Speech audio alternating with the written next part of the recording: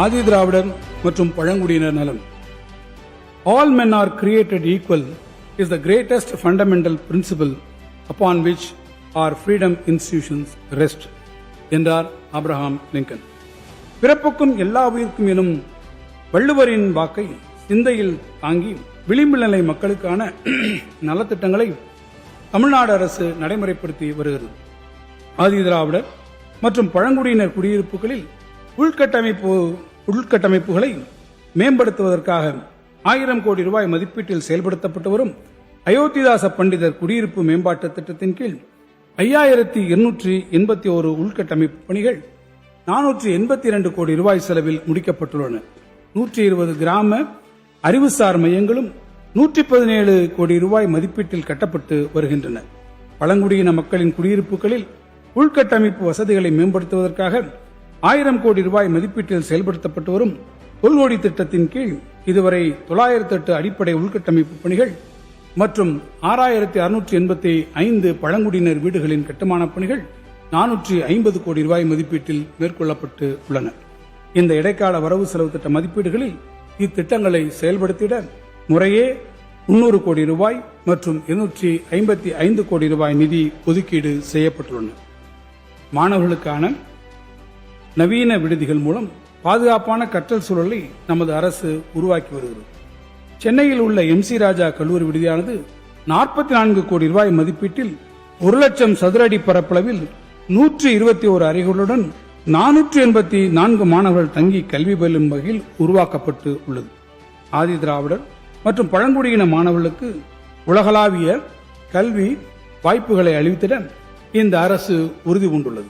கலை மற்றும் அறிவியல், வணிகம், சட்டம், பொறியியல், மருத்துவம் போன்ற துறைகளில் முதுநிலை அல்லது ஆராய்ச்சி படிப்புகளை தொடரும் மாணவர்களின் நிதிச்சுமையை குறைத்து திறமையான மாணவர்கள் உலகப் புகழ்பெற்ற கல்வி நிறுவனங்களில் கல்வி கற்கும் வாய்ப்பை வழங்க தொடங்கப்பட்ட அண்ணல் அம்பேத்கர் அயலக உயர்கல்வி திட்டத்தின் கீழ் இதுவரை 160 கோடி ரூபாய் ஒதுக்கீடு செய்யப்பட்டு 385 மாணவர்கள் பயன்பெற்று உள்ளனர். ஆதி திராவிடர் மற்றும் பழங்குடியினரை தொழில் முனைவோராக உயர்த்துவதற்கு ஆதி திராவிடர் மற்றும் பழங்குடியினருக்கான முதலமைச்சரின் சமூக பொருளாதார மேம்பாட்டு திட்டம் CM Arise செயல்படுத்தப்படுகிறது. இத்திட்டத்தின் கீழ் இதுவரை 440 கோடி ரூபாய் மதிப்பிலான திட்டங்களுக்கு 165 கோடி ரூபாய் மானியமாக வழங்கப்பட்டு இதுவரை 8639 பயனாளிகள் பயனடைந்துள்ளனர். அண்ணல் அம்பேத்கர் தொழில்கள் முன்னோடிகள் திட்டத்தின் கீழ் 4948 ஆதி திராவிடர் மற்றும் பழங்குடியினர் தொழில் முனைவோருக்கு 420 கோடி ரூபாய் மானியம் வழங்கப்பட்டு உள்ளது. தூய்மை பணியில் ஈடுபடுவோருக்கு 23 கோடி ரூபாய் மதிப்பீட்டில் 1112 வீடுகள் இதுவரை வழங்கப்பட்டுள்ளதுடன் மேலும் 30,000 வீடுகள் வழங்க நடவடிக்கைகள் மேற்கொள்ளப்பட்டு வருகின்றன. தூய்மை பணியில் ஈடுபட்டு வரும் பணியாளர்களை தொழில் முனைவோராக மாற்றிடும் நோக்கில் செயல்படுத்தப்படும் மானியத்துடன் கூடிய சுய தொழில் திட்டத்தின் கீழ் இதுவரை 10 கோடி ரூபாய் நிதியுதவி வழங்கப்பட்டுள்ளது. இந்தியாவிலேயே முதன்முறையாக தமிழ்நாட்டில் 214 கோடி ரூபாய் மதிப்பீட்டில் 1,29,689 தூய்மை பணியாளர்களுக்கு உணவு வழங்கும் திட்டம் மாண்புமிகு முதலமைச்சர் அவர்களால் தொடங்கப்பட்டுள்ளது. இந்த இடைக்கால வரவு செலவு திட்ட மதிப்பீடுகளில் ஆதி திராவிடர் மற்றும் பழங்குடியினர் நலத்துறைக்கு 3,934 கோடி ரூபாய் ஒதுக்கீடு செய்யப்பட்டுள்ளது. பிற்படுத்தப்பட்டோர், மிகவும் பிற்படுத்தப்பட்டோர் மற்றும் சீர்மரபினர் நலன். சமுதாயத்தின் அடித்தளத்தில் உள்ள மக்களின் உரிமைகளை நிலைநாட்டிடவும் சமூக நீதியை தொடர்ந்து பேணி காத்திடவும் பிற்படுத்தப்பட்ட, மிகவும் பிற்படுத்தப்பட்ட மற்றும் சீர்மரபின வகுப்பினரின் கல்வி, சமூக மற்றும் பொருளாதார வளர்ச்சியினை ஊக்குவிக்கவும் அரசு பல்வேறு நலத்திட்டங்களை தொடர்ந்து வெற்றிகரமாக செயல்படுத்தி வருகிறது. கடந்த 5 ஆண்டுகளில் 29,67,945 பிற்படுத்தப்பட்டோர், மிகவும் பிற்படுத்தப்பட்டோர் மற்றும் சீர்மரபினர் வகுப்பினை சார்ந்த மாணவர்களுக்கு பள்ளி படிப்பு மற்றும் பள்ளி மேற்படிப்பு கல்வி உதவித்தொகையாக 1,317 கோடி ரூபாய் வழங்கப்பட்டு உள்ளது. மேலும் 19,04,868 மாணவர்களுக்கு 919 கோடி ரூபாய் மதிப்பிலான மிதிவண்டிகள் வழங்கப்பட்டு உள்ளன. இதன் மூலம் அம்மாணவர்கள் தொடர்ந்து கல்வி பயில்வது உறுதி செய்யப்பட்டுள்ளது. மேலும் மாணவர்களுக்கு கல்வி கற்பதில் பாதுகாப்பான கட்டமைப்பை உருவாக்க கடந்த 5 ஆண்டுகளில் 31 சமூக நீதி விடுதிகள் கட்டுவதற்கு 206 கோடி ரூபாய் நிதி ஒதுக்கீடு செய்யப்பட்டுள்ளது. தமிழ்நாடு பிற்படுத்தப்பட்டோர் பொருளாதார மேம்பாட்டுக் கழகத்தின் மூலம் பல்வேறு கடன் திட்டங்களின் கீழ் கடந்த 5 ஆண்டுகளில் 497 கோடி ரூபாய் 69,391 பிற்படுத்தப்பட்டோர், மிகவும் பிற்படுத்தப்பட்டோர் மற்றும் சீர்மலர் வகுப்பை சார்ந்த பயனாளிகளுக்கு குறைந்த வட்டி விகிதத்தில் கடன் உதவியாக வழங்கப்பட்டுள்ளது. இந்த இடைக்கால வரவு செலவு திட்ட மதிப்பீடுகளில் பிற்படுத்தப்பட்டோர், மிகவும் பிற்படுத்தப்பட்டோர் மற்றும் சீர்மரபினர் மாணவர்கள் கல்வி உதவித்தொகை வழங்குவதற்காக 460 கோடி ரூபாயும், மாணவர் விடுதிகளின் அடிப்படை வசதிகள் மற்றும் உள்கட்டமைப்பு வசதிகளுக்காக 78 கோடி ரூபாயும் ஒதுக்கீடு செய்யப்பட்டுள்ளன. சிறுபான்மையினர் நலன். கடந்த 5 ஆண்டுகளில் 90,773 சிறுபான்மையின மாணவர்கள் கல்வி உதவித்தொகை பெற்று பயனடைந்துள்ளனர். தொன்மையான பள்ளிவாசல்கள் மற்றும் தர்காக்கள் 58 கோடி ரூபாய் மதிப்பீட்டிலும், பழமையான தேவாலயங்கள் 25 கோடி ரூபாய் மதிப்பீட்டிலும் புனரமைக்கப்பட்டு உள்ளன. இந்த இடைக்கால வரவு செலவு திட்ட மதிப்பீடுகளில் சிறுபான்மையின மாணவர்கள் கல்வி உதவித்தொகை வழங்குவதற்காக 16 கோடி ரூபாயும், தேவாலயங்கள் மற்றும் பள்ளிவாசல்களின் புனரமைப்புக்காக 20 கோடி ரூபாயும் ஒதுக்கீடு செய்யப்பட்டுள்ளன. கடந்த 5 ஆண்டுகளில் உலமாக்கள் மற்றும் பணியாளர்கள் நலவாரியம் மூலம் 2597 பயனாளிகளுக்கு பல்வேறு நலத்திட்ட உதவிகள் வழங்கப்பட்டுள்ளன. அண்மையில் உலமாக்களுக்கு வழங்கப்படும் மாதாந்திர ஓய்வூதிய தொகை 3000 ரூபாயிலிருந்து 5000 ரூபாயாக உயர்த்தி வழங்கப்பட்டு உள்ளதுடன் கடந்த 5 ஆண்டுகளில் உலமாக்களின் ஓய்வூதியத்திற்காக 2.7 கோடி ரூபாய் செலவிடப்பட்டுள்ளது. மேலும் ஹஜ் புனித யாத்திரை மேற்கொள்ளும் பயணிகளின் வசதிக்காக 39 கோடி ரூபாய் மதிப்பீட்டில் சென்னையில் ஹஜ் இல்லம் கட்டும் பணிகளுக்கு மாண்புமிகு முதலமைச்சர் அவர்கள் அடிக்கல் நாட்டியுள்ளார். இந்த இடைக்கால வரவு செலவு திட்ட மதிப்பீடுகளில் பிற்படுத்தப்பட்டோர், மிகவும் பிற்படுத்தப்பட்டோர் மற்றும் சிறுபான்மையினர் நலத்துறைக்கு 1634 கோடி ரூபாய் ஒதுக்கீடு செய்யப்பட்டுள்ளது.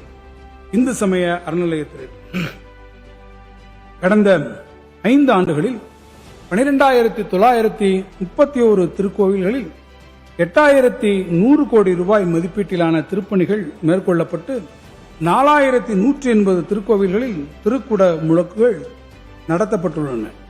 1000 ஆண்டுகள் பழமையான திருக்கோவில்களை புனரமைத்து பாதுகாத்திடும் வகையில் கடந்த 4 ஆண்டுகளில் அரசு நிதி 425 கோடி ரூபாய் ஒதுக்கீடு செய்யப்பட்டு இதுவரை 84 திருக்கோவில்களில் திருக்குடமுழக்குகள் நிறைவு பெற்றுள்ளன. மேலும் ஒருங்கிணைந்த பெருந்திட்ட வரைவின் கீழ் மாஸ்டர் பிளான் திருச்செந்தூர், சமயபுரம், பழனி உள்ளிட்ட 19 முக்கிய திருக்கோவில்களில் 1770 கோடி ரூபாய் மதிப்பீட்டில் திருப்பணிகள் மற்றும் அடிப்படை வசதிகள் நடைபெற்று வருகின்றன. இந்த அரசு பொறுப்பேற்ற பின் எடுக்கப்பட்ட தொடர் முயற்சிகள் காரணமாக 1048 திருக்கோயில்களுக்கு சொந்தமான 8363 கோடி ரூபாய் மதிப்பிலான 8111 ஏக்கர் நிலங்கள் ஆக்கிரமிப்பாளர்களின் பிடியிலிருந்து மீட்கப்பட்டுள்ளன. இந்த அரசு பொறுப்பேற்ற பின் நவீன நில அளவை கருவிகளின் மூலம் 2,34,715 ஏக்கர் திருக்கோவில் நிலங்கள் அளவீடு செய்யப்பட்டு திருக்கோவில் சொத்துக்கள் பாதுகாக்கப்பட்டுள்ளன. போதிய நிதி வசதி இல்லாத 19,000 திருக்கோவில்களுக்கு வைப்பு நிதி ஏற்படுத்தப்பட்டு குருகால பூஜைகள் நடைபெற்று வருகின்றன. இதுவரை இத்திட்டத்திற்கு 335 கோடி ரூபாய் அரசு நிதியாக வழங்கப்பட்டுள்ளது.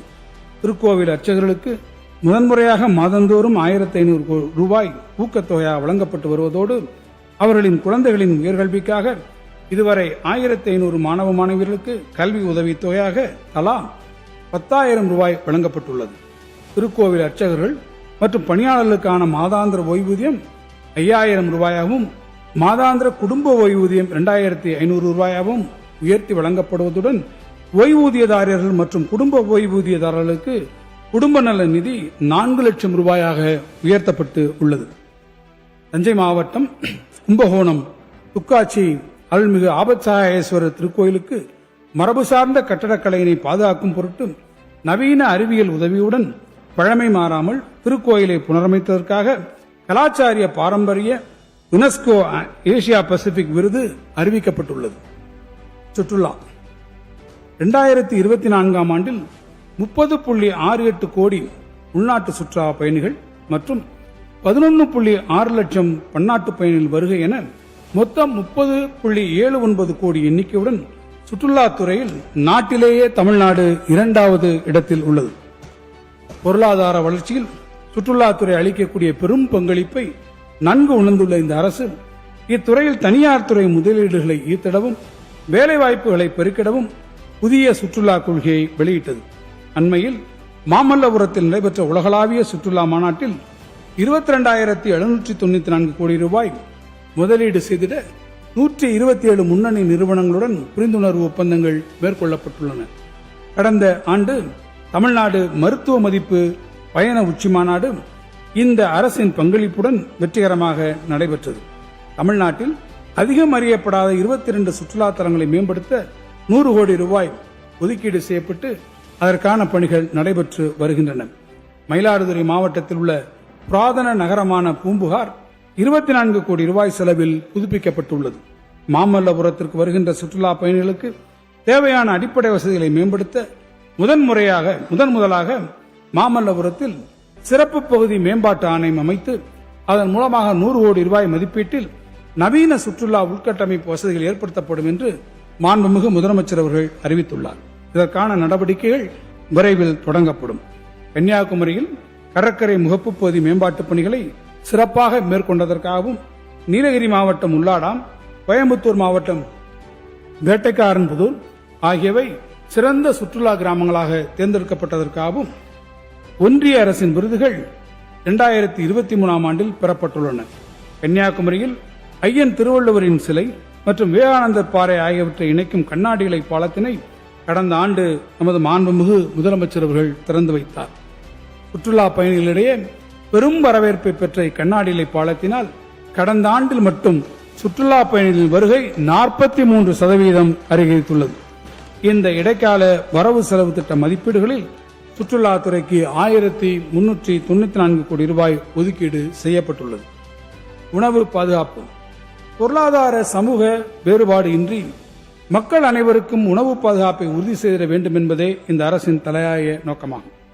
அதை நிறைவேற்றும் வகையில் தமிழ்நாட்டின் அனைவருக்குமான பொது விநியோக திட்டம் சிறப்பாக செயல்படுத்தப்பட்டு வருகிறது. தமிழ்நாட்டில் வரலாறு காணாத வகையில் நடப்பு குறுவை பருவத்தில் இதுவரை 14.89 லட்சம் மெட்ரிக் டன்னும், கடந்த 5 ஆண்டுகளில் 2,15,39,333 மெட்ரிக் டன்னும் நெல் கொள்முதல் செய்யப்பட்டுள்ளது. இந்த அரசு பொறுப்பேற்றவுடன் உறுதியளித்தபடி கூட்டுறவுத்துறையின் மூலம் 12,359 கோடி ரூபாய் பயிர்க்கடனும், 4,889 கோடி ரூபாய் நகைக்கடனும் மற்றும் சுய உதவி குழுக்களின் கடன் 2,118 கோடி ரூபாயும் தள்ளுபடி செய்யப்பட்டன. கடந்த 5 ஆண்டு காலத்தில் 69,087 கோடி ரூபாய் அளவிற்கு விவசாயிகளுக்கு பயிர்க்கடன் வழங்கப்பட்டுள்ளது. மகளிர் சுய உதவி குழுக்களுக்கான கடன் உச்சவரம்பு 30 லட்சம் ரூபாயாக உயர்த்தப்பட்டு கடந்த 5 ஆண்டுகளில் 2,52,246 சுய உதவி குழுக்களுக்கு 16,648 கோடி ரூபாய் கடன் கூட்டுறவு வங்கிகளின் மூலம் வழங்கப்பட்டுள்ளது. பொதுமக்களுக்கு தரமான மருந்துகளை குறைந்த விலையில் வழங்கும் நோக்கில் முதல்வர் மருந்தகம் திட்டம் தொடங்கப்பட்டு இதுவரை 26 கோடி ரூபாய் மதிப்பிலான மருந்துகள் விற்பனை செய்யப்பட்டுள்ளன.